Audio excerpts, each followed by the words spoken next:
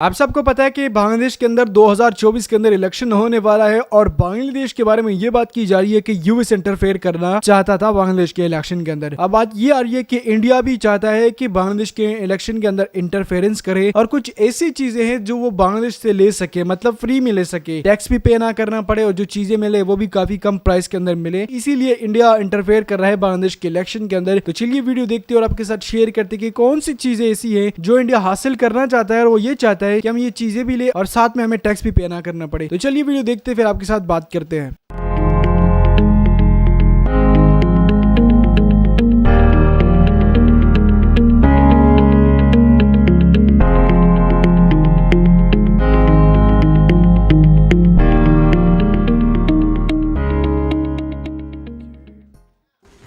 Bangladeshi markets की supply chain China पे ज़्यादातर डिपेंड करती है और इंडिया से भी काफ़ी तादाद में बांग्लादेश चीज़ें इंपोर्ट कर रहा होता है। अब इस गैप को, इंपोर्ट और एक्सपोर्ट का ये जो गैप है जिसको ट्रेड गैप कहा जाता है आमतौर पे, इसको कम करने के लिए चाइना ने कई तरह की ऑफर्स बांग्लादेश को दे रखी हैं। यानी चाइनीज़ जेन्युइनली चाहते हैं कि उनकी तरफ जो बांग्लादेश एक्सपोर्ट कर रहा होता है वो बढ़े। तो उन्होंने 99% बांग्लादेशी जो गुड्स हैं उनको ड्यूटी फ्री किया हुआ है। यानी बांग्लादेश के प्रोडक्ट जब चाइना पहुंचती है तो उसके ऊपर कोई सरकारी ड्यूटी नहीं लगती, उसको ड्यूटी फ्री एक्सेस वहाँ की मार्केट्स तक हासिल है ताकि वो सस्ती हो जाए, कम प्राइस पे बिकें और वहाँ की जो लोकल मार्केट है उधर उनकी डिमांड प्राइस कम होने की वजह से ज़्यादा बढ़े।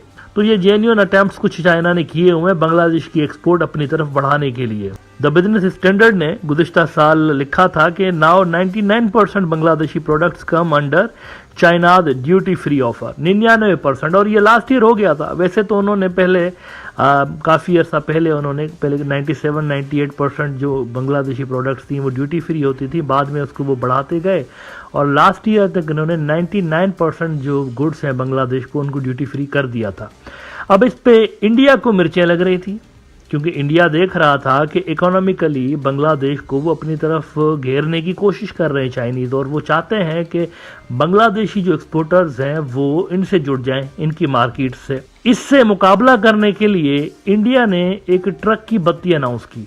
अब आप सोच रहे होंगे कि ये ट्रक की बत्ती क्या है। ट्रक की बत्ती असल में एक मुहावरा है, इडियम है, और इसका मतलब होता है कि जब किसी चीज़ ने आगे बढ़ना ही ना हो, एक ही जगह पे स्टक हो जाए और डेड एंड भी ना हो, लेकिन रिंग रिंग की कोई चीज़ अगर चले ना तो उसको ट्रक की बत्ती कहते हैं। जैसे आप किसी छोटे से नैरो किस्म के रोड पे जा रहे हो जहाँ से दो गाड़ियाँ एक साथ क्रॉस ना कर पाती हैं और सामने से एक ट्रक आ जाए और आप उस ट्रक के पीछे अगर अपनी गाड़ी लगा लें तो आपको आगे का पता नहीं होता कि कितना रास्ता है, कौन सा मोड़ है, आपके सामने सिर्फ ट्रक की बत्ती होती है। तो इस पे ये मुहावरा बना हुआ है असल में।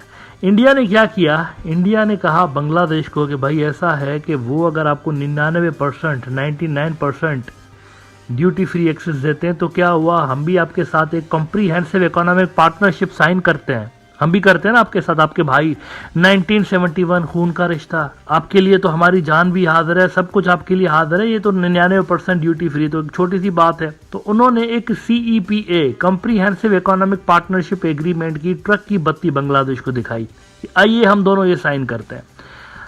अब इसको मैं ट्रक की बत्ती क्यों कह रहा हूँ, क्योंकि इस पे निगोसिएशंस स्टार्ट हुई हैं और 2026 तक 2026 तक ये निगोसिएशन चलेंगी दोनों के दरमियान, फिर जाके कोई सॉलिड किस्म के एग्रीमेंट्स दोनों के होंगे। इस बीच कोई छोटे मोटे एग्रीमेंट्स होते रहेंगे, लेकिन जो टॉक्स कंक्लूड होंगी वो 2026 के अंदर होंगी। इंडिया का बड़ा अखबार द हिंदू, इन्होंने अक्टूबर में रिपोर्ट किया 2 महीने पहले कि India Bangladesh discuss preparations to start talks for free trade agreement. गुज़िश्ता साल चाइना 99% गुड्स को ड्यूटी फ्री कर चुका है और ये अभी तक टॉक्स स्टार्ट कर रहे हैं। अभी इन्होंने अक्टूबर में खबर लगाई कि ये टॉक्स स्टार्ट होने वाले हैं और वो कहते हैं कि the bilateral trade has dipped to $14.2 billion in 2022-23 from $8.13 billion in 2021-22। अच्छा, इस कॉम्प्रीहेंसिव इकोनॉमिक पार्टनरशिप एग्रीमेंट के अंदर क्या क्या होगा, इससे वो कहते हैं कि CEPA is a kind of free trade agreement under which two trading partners significantly reduce और eliminate customs duties on the maximum number of goods traded between them. Besides, they also ease norms to promote trade in services and investments. वो कह रहे हैं हम भी आपको duty free access कर देंगे। अब पिछले दिनों इसी हवाले से एक और मीटिंग हुई है बांग्लादेश की और इंडिया की, उसमें ज़रा देखिए, ज़रा दो नंबरी देखिए क्या कर रहे हैं बीजेपी वाले। फाइनेंशियल एक्सप्रेस कह रहा है कि Bangladesh India agree to conclude CEPA process negotiations on comprehensive partnership to end by 2026। ये मामला जो है 2026 तक चलता रहेगा, हम बात करते रहेंगे, लफाजी होती रहेगी, मिलेंगे, खाएंगे, पिएंगे, एंजॉय करेंगे डिप्लोमेट्स, फिर घर चले जाएंगे, फिर मिलेंगे, फिर खाएंगे, पिएंगे, एंजॉय करेंगे, गपशप करेंगे, फिर घर चले जाएंगे। ये सिलसिला 2026 तक होता रहेगा। अगर कोई ये ताना मारे इंडिया को कि देखें चाइना ने तो बांग्लादेश को ये दिया हुआ है, ड्यूटी फ्री एक्सेस दी हुई है, तो यहाँ से ये बोलेंगे कि अच्छा तो हमारी भी तो टॉक्स चल रही है ना, हम भी कर देंगे, इसमें कौन सी बड़ी बात है। तो ये लफाजी सिर्फ, हाँ, गुड फॉर नथिंग। लेकिन इसमें एक बहुत बड़ा कैच है। इंडिया जो ऑफर करने जा रहा है ना बांग्लादेश को, अगर वो कुछ प्रोडक्ट्स को ड्यूटी फ्री करने भी जा रहे हैं तो उसको उन्होंने लिंक कर दिया हुआ है किसके साथ, बांग्लादेश के डोमेस्टिक अफेयर्स के साथ। उसमें ये CEPA जो साइन करेंगे, इसमें ये 2 नंबरी करने जा रहे हैं। पहले ही आपको बता रहा हूँ, इंडिया ने इंटरनल अफेयर्स में मुदाखलत करने की शिकें भी यहाँ पर वो कह रहे हैं कि इसमें ऐड करें, उस पर भी बातचीत हो रही है। कैसे, अभी ये जो पोल्स होने वाले हैं ना बांग्लादेश के अंदर, उसको भी इंडिया ने CEPA के साथ जोड़ा हुआ है, इंटरनल पॉलिटिक्स को। अभी ये जो 2-4 रोज पहले मीटिंग हुई है इंडियन और बांग्लादेशी डिप्लोमेट्स की, उसमें इकोनॉमी नहीं, सियासत डिस्कस हुई है, इंटरनल पॉलिटिक्स डिस्कस हुई है, पोल्स डिस्कस हुए हैं। अब ट्रेड का इसके साथ क्या ताल्लुक है भाई? वो चाइना ने जो ड्यूटी फ्री किए हुए हैं गुड्स 99%, उन्होंने तो कोई इंटरनल पॉलिटिक्स पे बात नहीं की, लेकिन इंडिया ने की हुई है। इंडिया जोड़ रहा है पॉलिटिक्स को ट्रेड के साथ। फाइनेंशियल एक्सप्रेस की ही खबर का आप जरा ये हिस्सा देखिए कि striking the comprehensive economic partnership agreement came into focus at the Foreign Office consultation between the two countries held last Friday in Delhi, apart from other major issues of mutual interest, including Bangladesh polls. Look at this.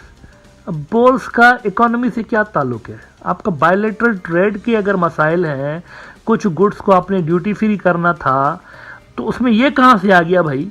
इसको क्या discuss कर रहे हैं आप इनके साथ, economy के साथ? ये इंटरनल मैटर है ना बांग्लादेश का, तो ये पोल्स के साथ क्यों डिस्कस कर रहे हैं इनको बैठ के? This is something very serious I think. और मेरे ख्याल से ये कोई CEPA नाम का जो भी ड्रामा है, जो कि 2026 तक ये चलता रहेगा, डिमांड्स आती रहेंगी इंडिया की, ये भी करो, ये भी करो, आई थिंक ये बांग्लादेश की फेवर में है ही नहीं। इसमें फ़ायदा कम है, नुकसान ज़्यादा है। और लग यूँ रहा है कि इसमें इंटरनल इंटरफेरेंस जो है ना बांग्लादेश के इंटरनल मैटर्स के अंदर, वो ज़्यादा इंडिया इसमें ऐड करना चाहता है इस तरह के एग्रीमेंट्स में, और उसमें शायद वो ज़्यादा इंटरेस्टेड है कि हम आपके फला गुड्स को ड्यूटी फ्री कर देते हैं, तो आप हमारी इंटरनल पॉलिटिक्स, डोमेस्टिक जो आपके मैटर्स हैं उस हवाले से ये वाली डिमांड्स भी पूरी करें। आखिर में एक बड़ी फ़नी किस्म की खबरें आ रही हैं इंडिया बांग्लादेश बॉर्डर से, वो ज़रा शेयर कर दूँ। इंडिया की जो BSF है, BSF वाले इल्ज़ाम लगाते रहते हैं कि जी बांग्लादेश से घुसपैठ हो रही है और वहाँ से स्मगलर्स आ रहे हैं और वहाँ से इन्फिल्ट्रेशन हो रही है।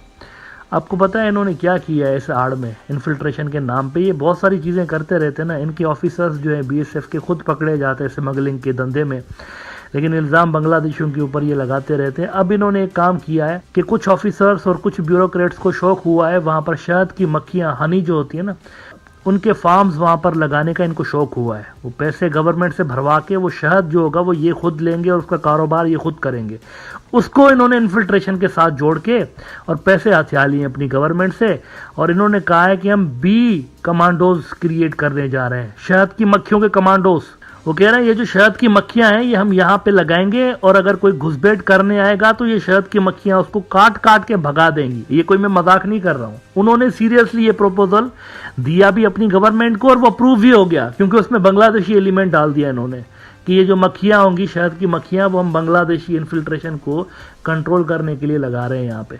वो कह रहे हैं कि ये जो फैंस लगी हुई होती है, उस फैंस के पास हम शहद की मक्खियां उन फैंस के अंदर होंगी, और अगर कोई इस फैंस को काटने की कोशिश करेगा, जाली काटने वाले जो स्मगलर्स होंगे उसको वो काटेंगी और काट काट के उनको भगा देंगी। अच्छा रेफरेंस, क्योंकि ये बहुत ही बेवकूफ़ाना किस्म का आइडिया आपको लग रहा होगा फॉर श्योर, आप समझ रहे होंगे किसी बेवकूफ़ और पहले नंबर के अकल से पैदल किसी शख्स ने ये आइडिया दिया होगा, लेकिन ये हुआ है।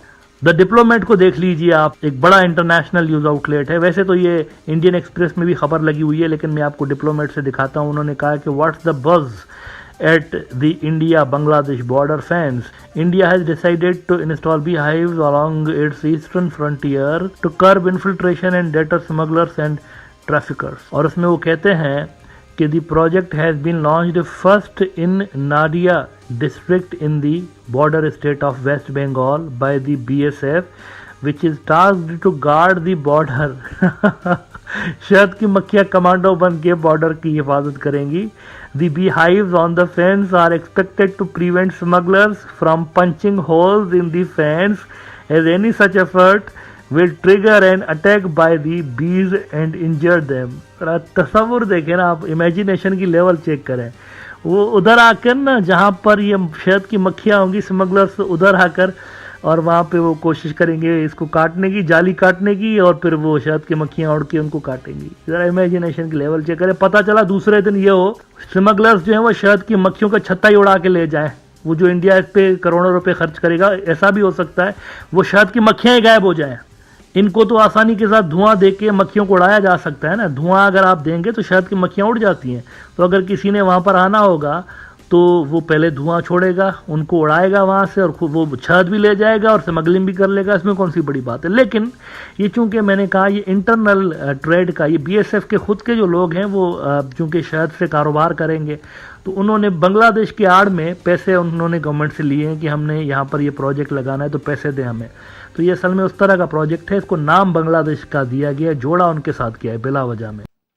तो वीडियो आप लोगों ने देख ली। बांग्लादेश के अंदर यूएस तो इंटरफेयर करना चाह रहा था, और वो यूएस क्यों इंटरफेयर करना चाह रहा था वो मैंने आपको बताया। जैसे कि हमने कुछ दिन पहले बात की थी कि बांग्लादेश के अंदर जो है वो ऑयल निकला है, फिर उसके बाद हमने बात की थी कि मेटल निकला है बांग्लादेश के अंदर। तो यूएस इन सारी चीजों को और हासिल करने के लिए बांग्लादेश के अंदर इंटरफेरेंस कर रहा है। इंडिया का कुछ और ही मकसद है। इंडिया ये चाहता है कि हम बांग्लादेश के इलेक्शन के अंदर इंटरफेयर करें और वहां के अंदर अपनी मर्जी का जो भी प्राइम मिनिस्टर लगा सके। तो फिर क्या होगा, हम अगर उनसे डील करेंगे तो वो हमें टैक्स फ्री करेंगे और हमें बांग्लादेशी सामान खरीदने को पड़े। हालांकि खुद इंडिया ने अपनी सारी चीजें बैन कर दिया है बांग्लादेश को देने के लिए, बट वो बांग्लादेश से कई सारी चीजें मान रहा है कि भाई हमें बांग्लादेश ये चीज देगा, और वो भी टैक्स फ्री में। क्यों देगा भाई बांग्लादेश आपका कोई रिश्तेदार लगा हुआ है वो आपको देगा। देखिए इंडिया इस टाइम पे बांग्लादेश के लिए सबसे मुश्किल चीज कड़ी की हुई थी। उन्होंने प्याज के ऊपर उन्होंने बैन लगाया, इसके अलावा और भी कई सारी चीजें थी जिसके ऊपर बैन लगाया। बांग्लादेश के अंदर थोड़े मुश्किल हालात हुए, बट फिर भी उनकी कंट्री के अंदर खुद वो सारी चीजें है तो प्राइस थोड़ी सी हाई हुई है, बाकी और कोई मसला नहीं हुआ। अब इंडिया ये चाहता है कि बांग्लादेश के अंदर 2024 के अंदर इलेक्शन होने वाला है, और इस इलेक्शन के अंदर जो भी होगा इससे फायदा जो है वो इंडिया को, मतलब इंडिया ये चाहता है कि इंडिया